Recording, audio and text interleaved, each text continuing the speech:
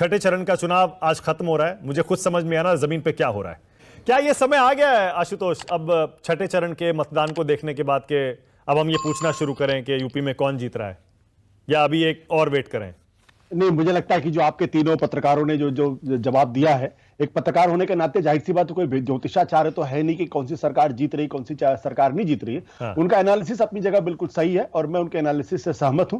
मेरा अपना व्यक्तिगत तौर पर यह मानना है कि यह लड़ाई जितनी कांटे की मानी जा रही है, मुझे नहीं लगता उतनी कांटे की होने वाली है। और मैं आपके चैनल पर कई बार कह चुका हूं, फिर मैं इस बात को दोहराता हूं कि पूर्वांचल का जो इलाका है, यह भारतीय जनता पार्टी के लिए बहुत बहुत बहुत मुश्किल करने वाला है।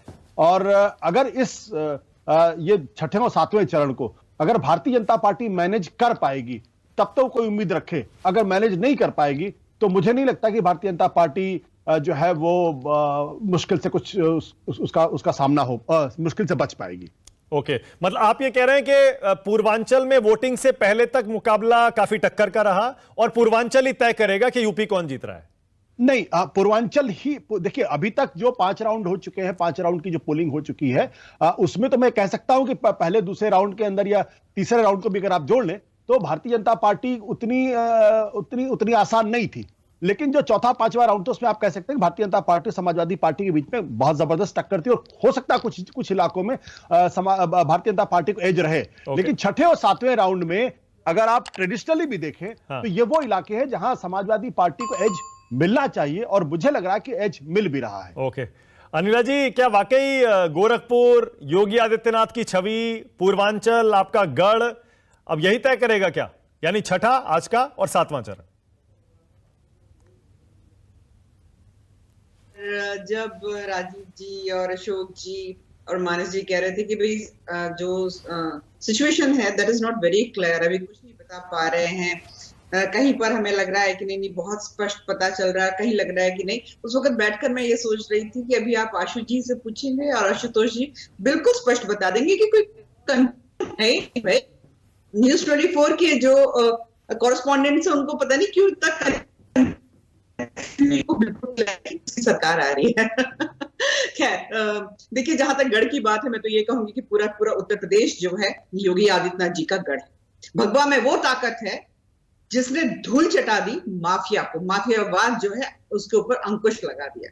ऐसे राजनीतिक दल जिनके फाइनेंसर्स जो हैं जघन्य अपराधी थे, माफिया थे, लैंड माफिया, चाहे किसी भी प्रकार के माफिया हो, वो चलाते थे राजनीतिक दल, आज वो छुपे छुपे घूम रहे हैं। तो आप लिख कर रख लीजिए मानस जी, ये जो लास्ट 2 फेज हो रहे हैं ना, इंक्लूडिंग इनका ये जो समाजवादी पार्टी है ना, अलाइड पार्टनर्स है ना, हार की अर्थी निकलेगी।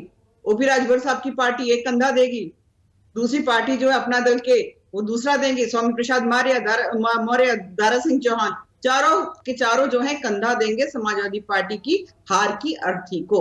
लिख के रख लीजिए। आप कह रहे हैं, सुनिए ना, आप कह रहे हैं सरकार से नाराजगी है। अगर नाराजगी है भाई तो खूब वोट पड़ना चाहिए। हम तो चाहते हैं ज्यादा वोट पड़े, लेकिन वोट नहीं पड़ रहा है। मैं वही कह रहा हूं, वोट परसेंटेज जो है पिछली बार से कम है। मानस जी, भारतीय जनता पार्टी का जो कोर वोट पड़ता है वो गुस्से में पड़ ही नहीं रहा है। अच्छा, वो वोट ही नहीं पड़ रहा है, वो वोट डालने नहीं जा रहे हैं, तो उसकी वजह से आपको लग रहा है कि कम परसेंटेज हो रही। लेकिन असली जो मुद्दे हैं, अब आप देखिए उत्तर प्रदेश के अंदर हर 8 में से 1 बच्चा जो है स्कूल छोड़े दे रहा है। अच्छा, ओके, ऑलराइट शहजाद, ये चर्चा हम पहले भी बहुत कर चुके हैं, अहम मुद्दा है, विद ऑल ड्यू रिस्पेक्ट, बहुत चर्चा हो चुकी है, फिर करेंगे।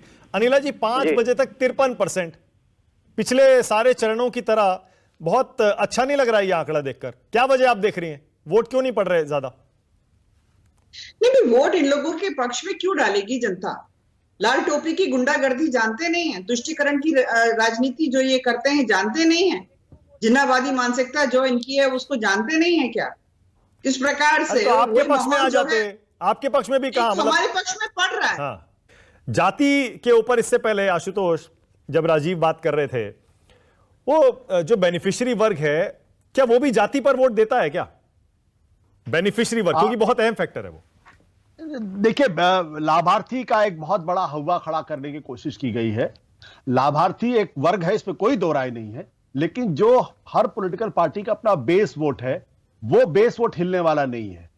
जो उसको और जो बेस वोट से अलग जो फ्लोटिंग वोटर है, वो जरूर उससे इन्फ्लुएंस होता है, इसमें कोई दो राय नहीं है। लेकिन उसमें भी एक तबका वो है जो ये कहता है कि भाई रोज हमको राशन दे के आप अगर हमारे बच्चे को रोजगार नहीं दे रहे हैं, अगर आप सिलेंडर 1000 रुपए के हिसाब से दे रहे हैं, तो फिर हमारे लिए उस राशन का क्या मतलब है?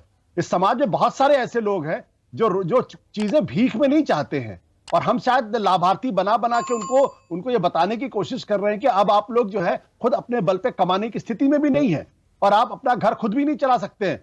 तो ऐसा जो घर होगा उसकी स्थिति और उसकी दयनीयता को आप समझ सकते हैं।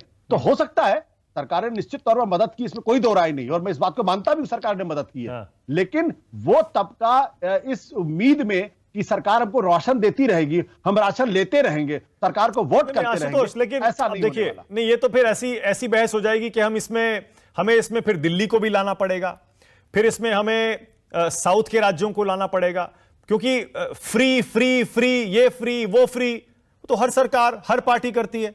और दिल्ली में तो हमारा सीधा सीधा एक्सपीरियंस है, अरविंद केजरीवाल की पार्टी ने फ्री फ्री करके कितने चुनाव जीते और कितने लोकप्रिय हैं वो फ्री फ्री करके। अगर आप राशन को छोड़ दीजिए, सिर्फ राशन को अगर आप छोड़ दीजिए, तो फिर अगर आप ध्यान दीजिए तो हर सरकार ने लगभग वही काम किया है। हाँ। तो फिर 2017 के बाद भारतीय जनता पार्टी 10 राज्य नहीं हारती, और मैं आपको गिना सकता हूं, मध्य प्रदेश, राजस्थान, छत्तीसगढ़ भारतीय जनता पार्टी अनएक्सपेक्टेडली हारी, कर्नाटक हारी भारतीय जनता पार्टी, हरियाणा में बहुमत का आंकड़ा नहीं मार पाए, झारखंड वो हारी, पश्चिम बंगाल हारी, दिल्ली हारी, बिहार में 0.07% से उसका वोट शेयर ज्यादा था, महाराष्ट्र में सरकार नहीं बना पाई, गुजरात में मुश्किल से सरकार बना पाई। तो अगर ये बेनिफिशियरी क्लास था तो भारतीय जनता पार्टी क्यों नहीं जीती?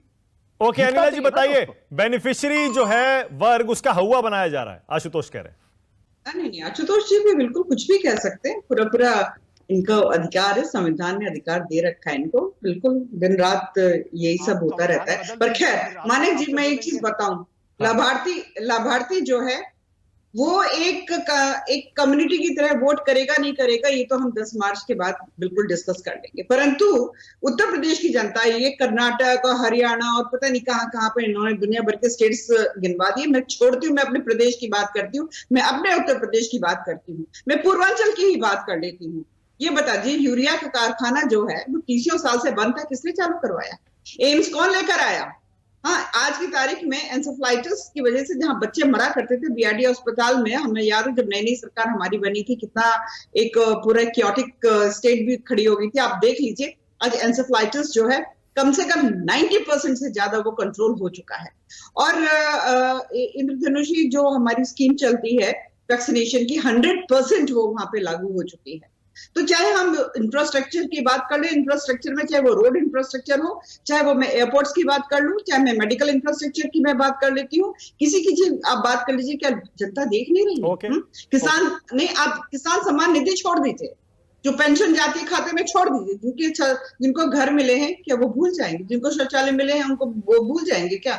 चाहे कुछ भी कहते रहे, दिवाली होली जो है, फ्री का सिलेंडर मिलेगा कि नहीं मिलेगा? सिलेंडर दिया तो हमने दिया ना, इन लोगों ने दिया क्या? तो जो लोग सड़क पर चल रहे हैं, जो लोग अस्पताल का इस्तेमाल कर रहे हैं, जो कारखाने से यूरिया बनकर निकल रहा है उसका इस्तेमाल कर रहे हैं, हाँ, यहाँ पर जो आस्था को सम्मान दिया गया, चाहे मैं वाराणसी की बात कर लूं, चाहे मैं वो मिर्जापुर की बात कर लूं, चाहे आप कुछ भी खुशीनगर की आप बात कर लीजिए, क्या लोग इस चीज को नकार जाएंगे? Okay, alright.